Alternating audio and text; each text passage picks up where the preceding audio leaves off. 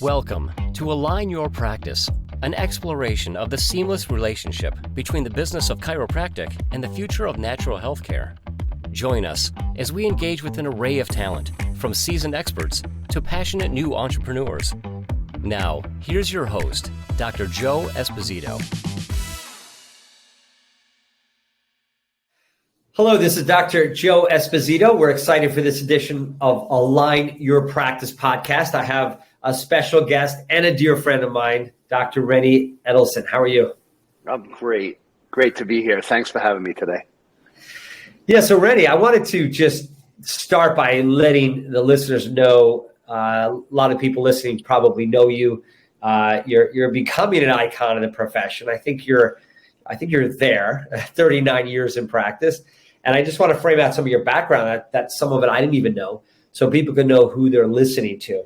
But you actually, you and I being part of a national franchise, AlignLife, you were actually one of the founding members of the first group that created a franchise many years ago called ChiropracticUSA, and trudged through the pathway for all of us behind you to actually start building this franchise network that's available in the profession. So I want to thank you for that right off the bat. But you were also one of the first doctors who got hospital privileges, which is a big deal when we were shunned by medicine for so long. To actually break through that is amazing. You're also a chiropractor for the Miami Dolphins, chiropractor for the Panthers, and you were actually friends with some of my mentors. I didn't have the close relationship, but people like Sigafus, people like Ian Grassam.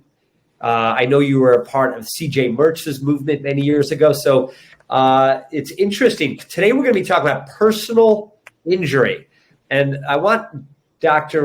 Edelson to kind of explain his journey, because I know Dr. Edelson as a principled subluxation, high philosophy practitioner. And when he said he was doing work in personal injury, I was kind of like, I didn't understand it. So why don't you talk a moment about just a few moments about the journey that I just framed out for you, and then how you got from there to become literally an expert in managing personal injury.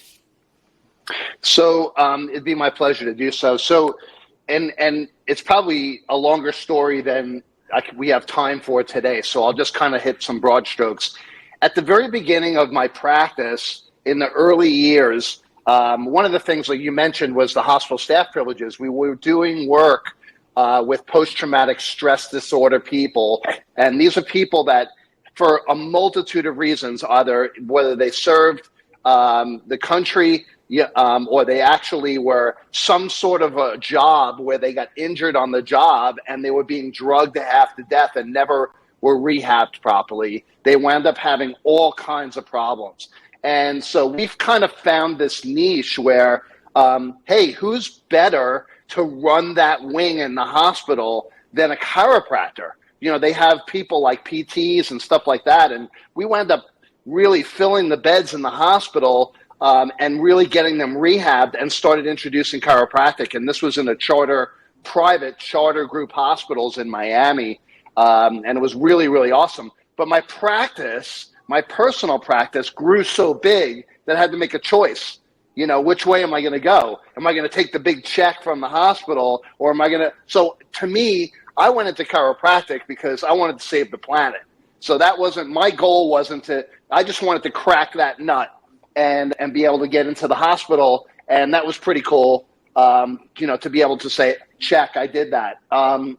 Along that journey, also becoming and getting really close with people like Shula and the people, his really dear friends, where I got to be the preferred chiropractor for the Miami Dolphins. And then after 3 years, I was with the Florida Panther Hockey Association.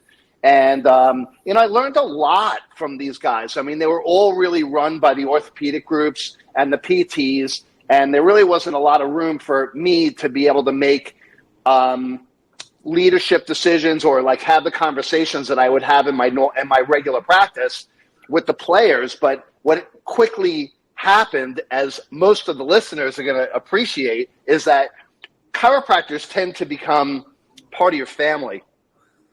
and so we're relationship building people, medical doctors, not so much. Right.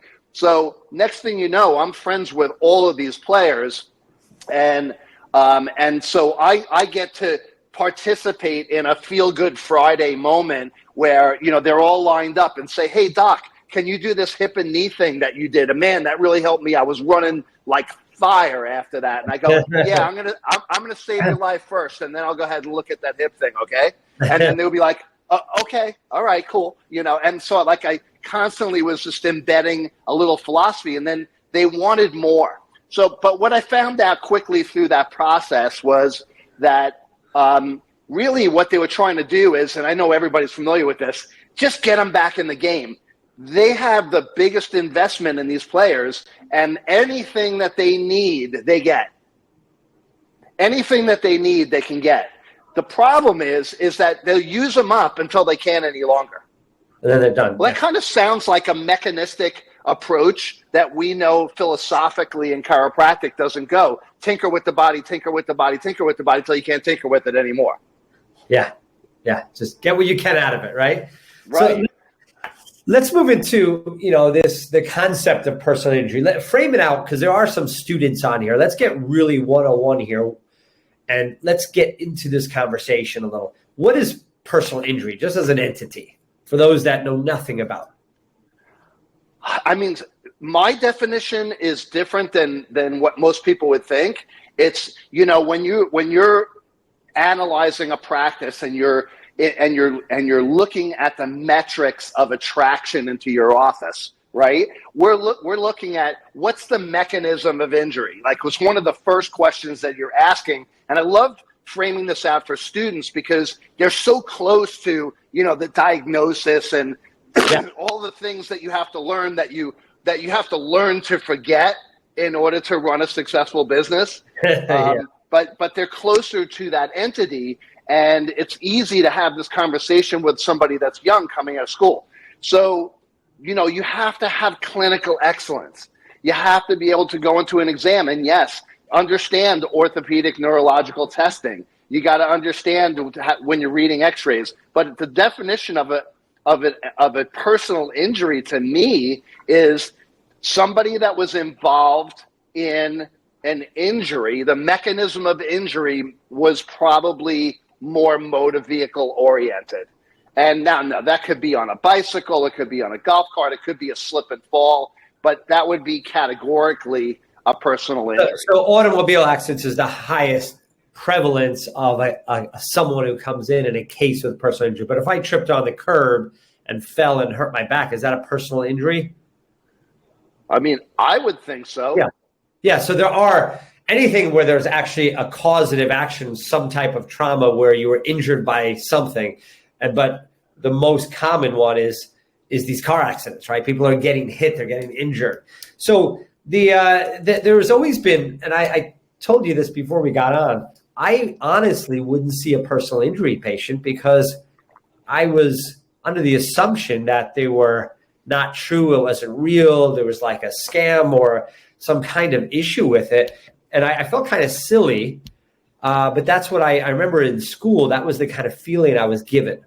But I felt kind of silly because I had a personal injury case come in, torticollis, can't move her neck, been in an accident 4 days ago. The amount of edema around T1 and T3 was insane. The amount of swelling coming off. I got cooked eggs on the posterior aspect of the cervical spine. I was shocked at the amount of trauma. And she was giving drugs and drugs and drugs and then a neck brace. And she came in a week later. And I was sitting there like, I'm not accepting personal injury cases. Why?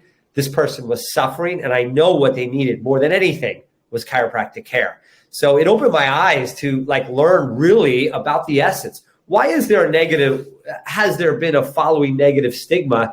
And you being a subluxation-based chiropractor, and just real quickly, how did you bring such integrity, because I visited your practice and I was blown away, to the management of these cases versus what you hear as a stereotype? So not different than yourself, Dr. Joe. I did not get into this personal injury type service until way later in practice. Now, I dabbled with it for a lot of years, but I didn't really fully dive in until almost 30 years into practice. If you think about that, it's because and what I took prepared 5 years of credentialing at 25 years in practice to get myself to the point where I felt like I understood, like an expert, certain things that I can easily communicate and be the expert.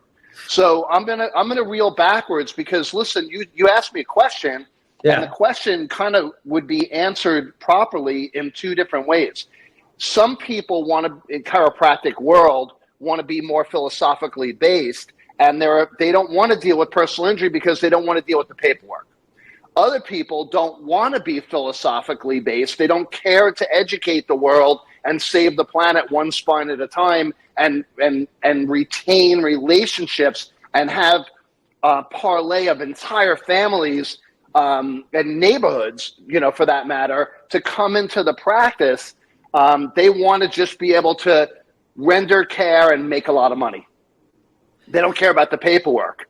So there's those two different kind of philosophies, I think, in chiropractic. Is some people just say, look, I don't want to go ahead and do these long orientations or any of these type of things. I just want to go ahead and see personal injury. When I'm done with them in 30 to 60 days, I'm done, and I get to start fresh again. I don't have to build any relationships. So that's interesting. So you broke it down. If we were to look at the positive and negative, so in personal injury, you have to document, you have to objectively test. There is some work to be done. That you could be this philosophical chiro that is doing great work. If you add objectivity, and it's not change your practice, add objectivity, measure correctly, you can offer care to these people that are suffering. On the other side of the coin, you said some people don't want to build relationships. They may be introverted. They may not be good at marketing or building relationships. And personal injury, these are people that are hurt. They're referred. You take care of them, and it works for them. The stigma part of it, I think it's because there was feelings over the years because there are doctors or attorneys that are into, whether it's cases that aren't real or they're out of integrity, basically. And I don't like that skews the whole essence of taking care of personal injury cases. But there is some of that stigma because there's a lot of revenue to be generated from managing and taking care of these people. Is that why there's that stigma? Is some of the negativity people that are out of integrity in managing these cases? I would think so at some level for sure, but I have a kind of a different outlook on it, and it's, I love chiropractors. They're, my life. It's chiropractic is my life. Chiropractors. When I die, I'm going to be able to say, hey, all of the people that I'm closest with are either my practice members, their families, or chiropractors, right? Surround myself with that. But there's still chiropractors that love to be the hero in the story, and if you're going to be a philosophically sound, then you're going to give more praise to the innate intelligence that's inside the body that has way more wisdom than any of the education that you can pick up from any mentor or book. And it already knows that cup is already full from birth, from the womb to the tomb, And so to me, healing is, again, above down, inside out job. It's not an outside in thing. And some of the chiropractors love to be the hero in the story. You come to me, I'll take care of you. Hey, I did this, good job, pat on the back. I'm your hero. And I'm like, you're not the hero. They're the healer. You're a great mechanic. Pull the car around back and don't talk to me. I'm going to go ahead. I'm like, and I love to, because as you know, I've had like 40 associates in my career so far. I find that there's those two types of people. But to me, again, when you want to be a philosophically based chiropractor, you have to understand that the philosophy of chiropractic is sound. Subluxation interferes with innate intelligence in the body. It's as simple as that. Healing is an inside-out job. Principle number 6, there's no process that doesn't require time. When someone's involved in an injury, these people are really injured. And you keep saying, like, I don't know if is it a scam or what is it? And I'm like, you know what? When someone comes in and I think that they're a malingerer, I can smell it a mile away and I don't accept the case. Okay. I kick them out. But what chiropractor have you ever met, Dr. Joe, in their lives, that in their career, that put x-rays up and you did not find subluxation? Not too often. Never. It's never happened. So yeah, so you're saying you can tell the difference. They need care, but you can tell because of your experience those that had a true accident. Now you go ahead and you want to take care of this individual that had a true serious trauma. But there's some complexities that I don't know about scared me, but confused me when I was dealing. I'd like to spend the rest of this time, and we're going to follow up with another podcast talking about management of patients. But the complexity for me is I didn't really know how to manage it. There was an attorney in my town that I met, and he asked if I would see people that had injury. And I said, sure. So he would refer an attorney to me, and he would kind of like dictate, and then he wants my records, and he's kind of like trying to telling me how to guide this care, and I was just really confused. So you have an attorney, you have a hospital, you have an MD, I'm the chiropractor, you got a patient that's in pain.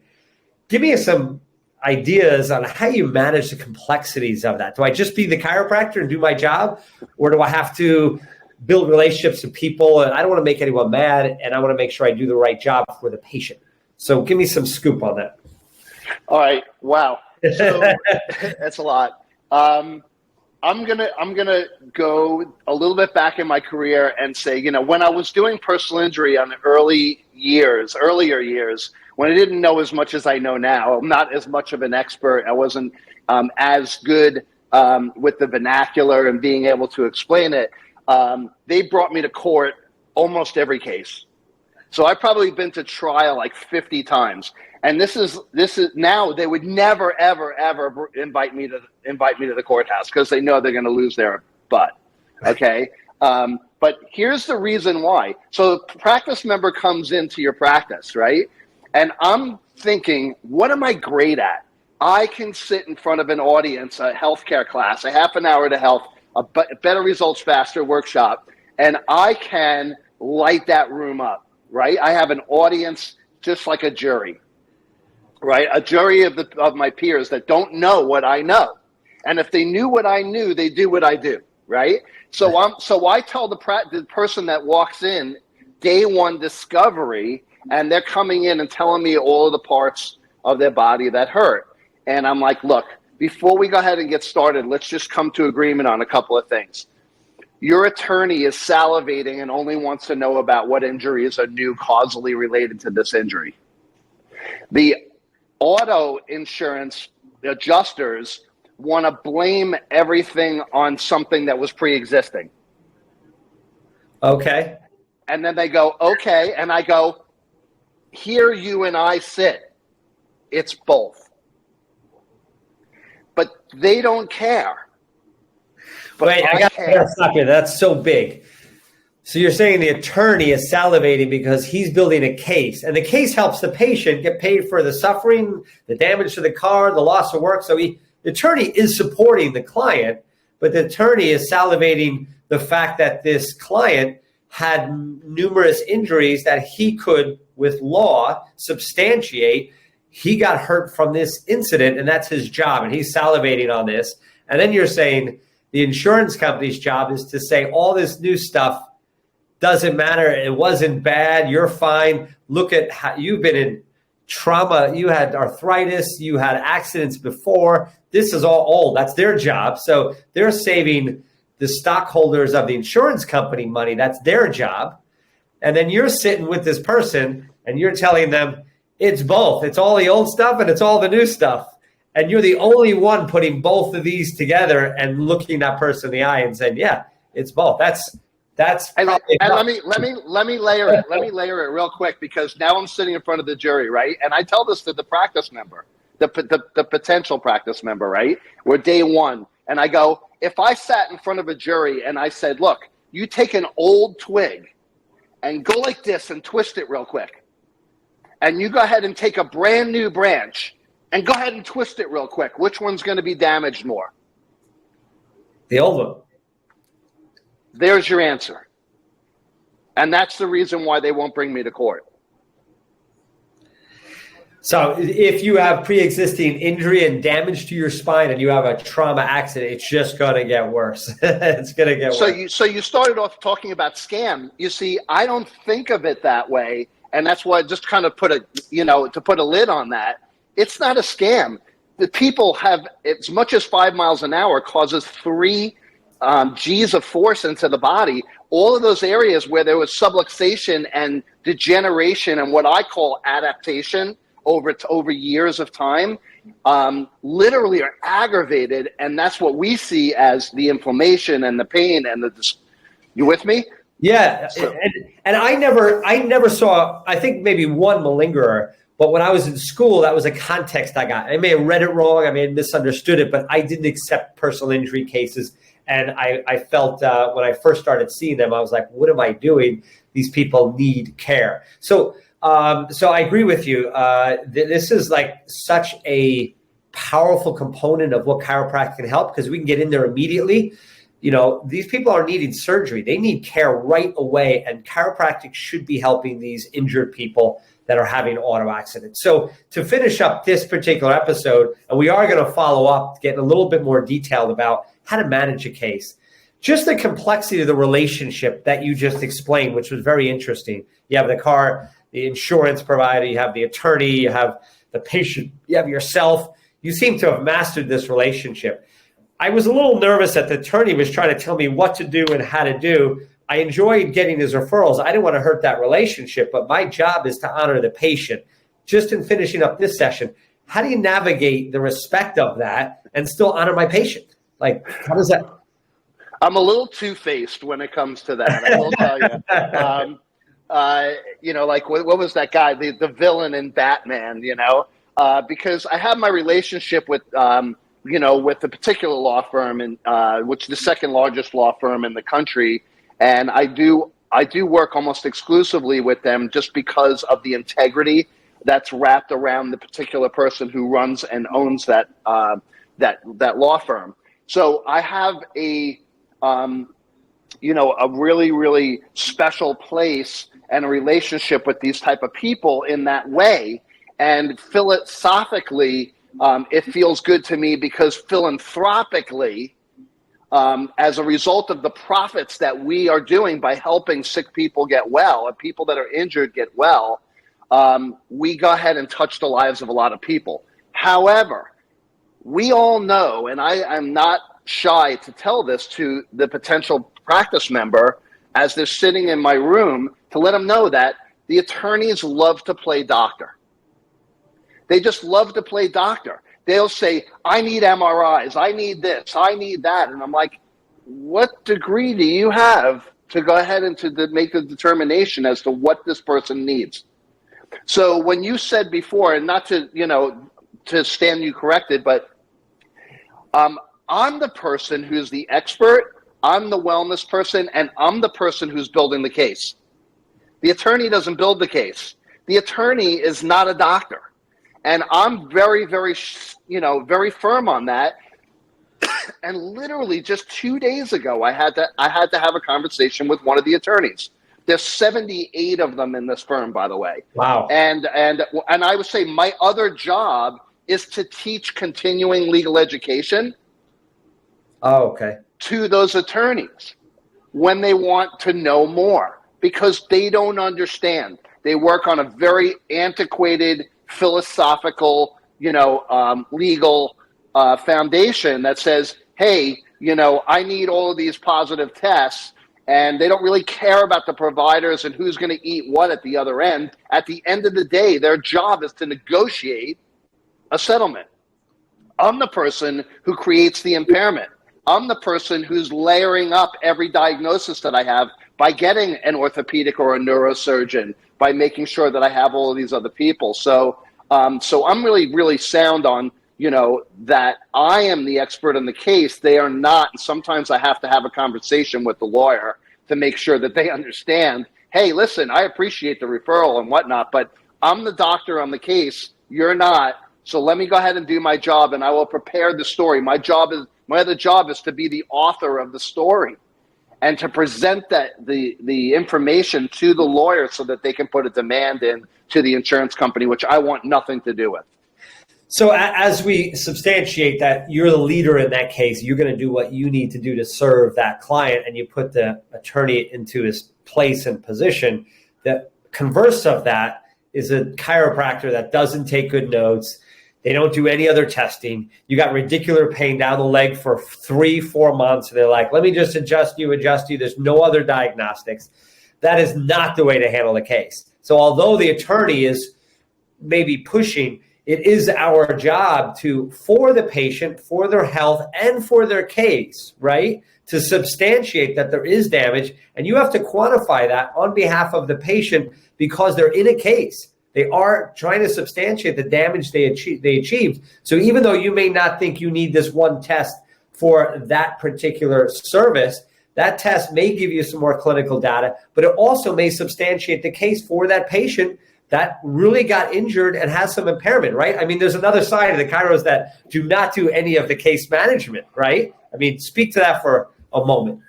Well, there's minimally 25 value drivers that 95% of the chiropractors are going to miss.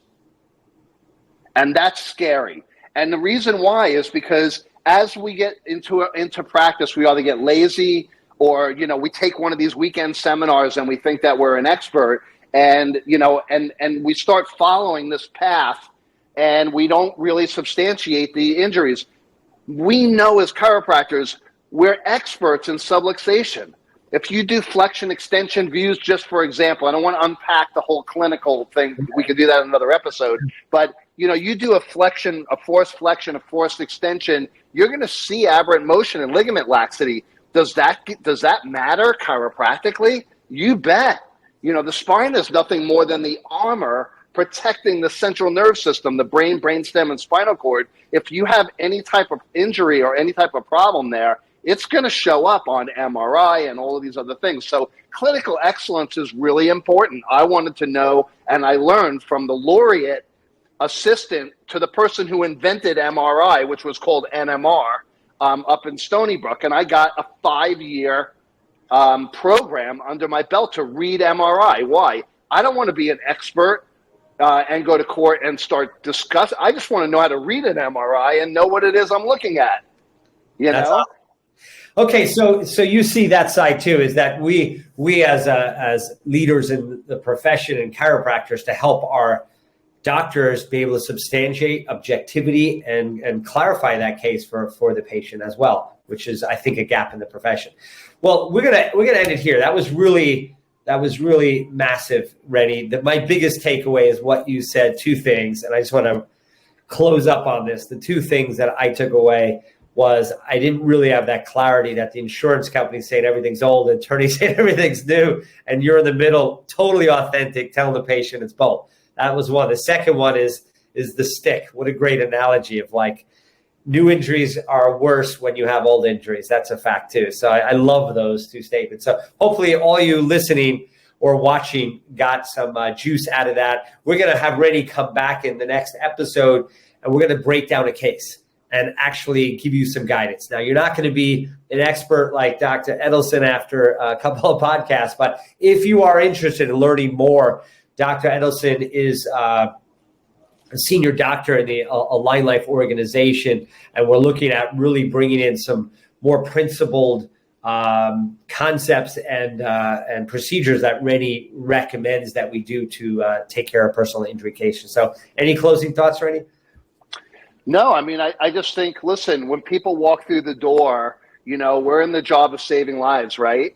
And when people walk through the door, does it matter if they fell off the ladder in the garage or they were involved in an accident or they were just lifting the laundry basket, and pulled their back and said it just started yesterday, it doesn't really matter to me. Personal injury can be extremely lucrative, but it needs to be done right. And to me, if you're only doing that and you're doing that exclusive, then, at a large level, which is my lifelong work, is I believe that the world needs chiropractors.